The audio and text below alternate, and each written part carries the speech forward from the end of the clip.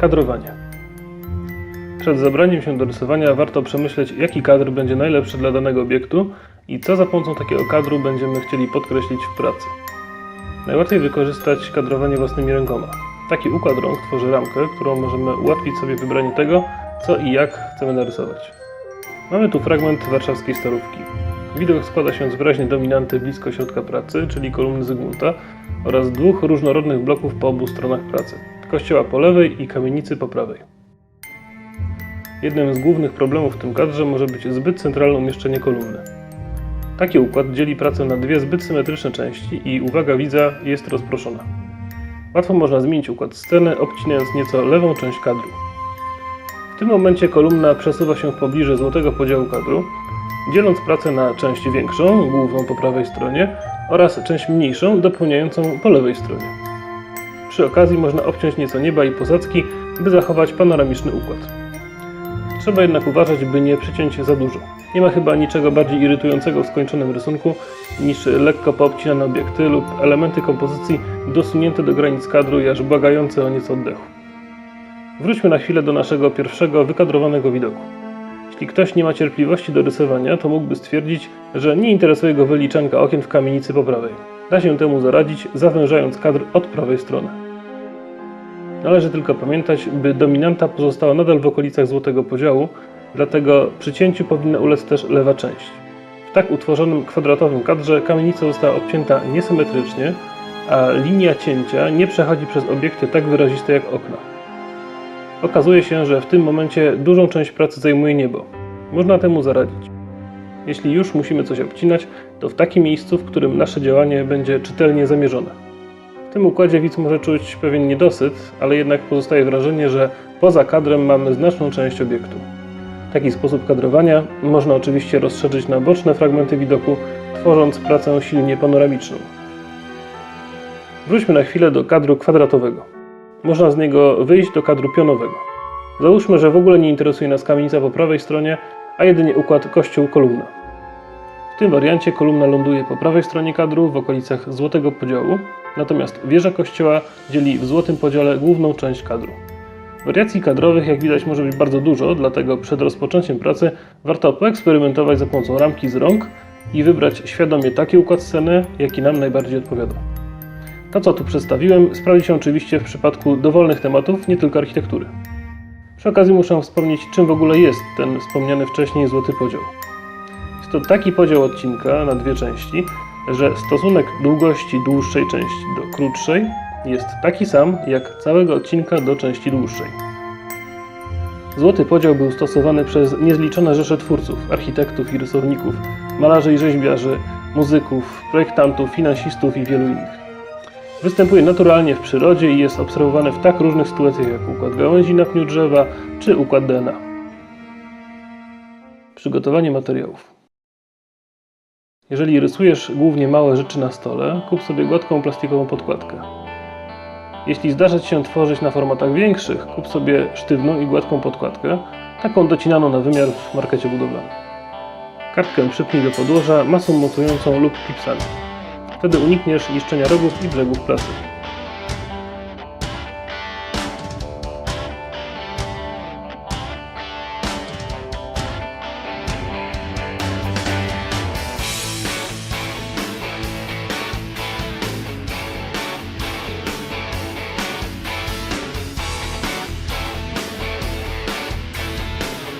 Przygotuj sobie od razu kilka dobrze naostrzonych ołówków w różnych twardościach, żeby nie rozpraszać się w trakcie pracy. Pamiętaj, że ubrudzona gumka do ścierania i zużyta gumka chlebowa mogą zrobić więcej szkody niż pożytku. Oczyść je przed rozpoczęciem pracy, zagniatając gumką chlebową i wycierając brudną warstwę gumki do ścierania.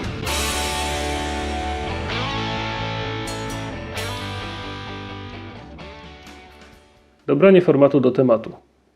Niektóre tematy po prostu nie chcą się zmieścić na małych formatach. Jeżeli zabierasz się za bardzo szczegółową pracę, to paradoksalnie będzie Ci łatwiej wykonać ją na dużym formacie. Będziesz wtedy dobrze widzieć detale i rozmiar narzędzia rysunkowego nie będzie Ci przeszkadzać w precyzyjnym oddaniu szczegółów. Jeżeli natomiast chcesz stworzyć pracę lżejszą i zależy Ci, by tylko wrażeniowo zaznaczyć detale, wtedy sprawdzi się mniejszy format. Podobnie jeśli chcesz zawrzeć na swojej pracy bardzo ciemne i duże powierzchnie, Wtedy na małych formatach łatwiej będzie uzyskać głębokie odcienie czerni czy ciemnej szarości. Od powyższych reguł są oczywiście wyjątki. Jeżeli chcesz zakomponować wiele odrębnych, ale dość szkicowych obiektów, wtedy sprawdzi się raczej duży format. Podobnie jeśli chcesz stworzyć ciemną, ale bardzo efektowną pracę i nie żal Ci wielu zużytych ołówków oraz godzin cieniowania, wtedy duży format na pewno da bardziej spektakularny efekt. W każdym przypadku pamiętaj o dobraniu także odpowiedniej grubości papieru. Zasada jest prosta. Im większy arkusz, tym większa jego grubość.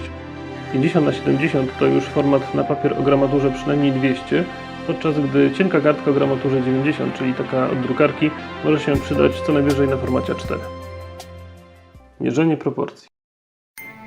Wróćmy na chwilę do naszego pierwszego wykadrowanego widoku warszawskiej Starówki.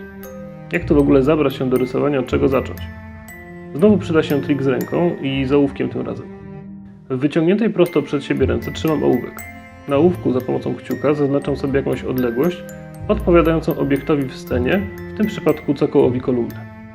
Jeżeli przesunę rękę z ołówkiem wyżej, będę mógł zmierzyć, ile razy ta odległość mieści się w pozostałej części obiektu. W tym przypadku cokół mieści się w całej kolumnie 3 razy. Jeśli teraz zacznę rysować tę kolumnę, to będę wiedział, by 1/3 od dołu przeznaczyć na cokół. Mierzę dalej i teraz jako moduł przyjmuję wysokość figury króla. Ta mieści się w wysokości całej kolumny około 7 razy.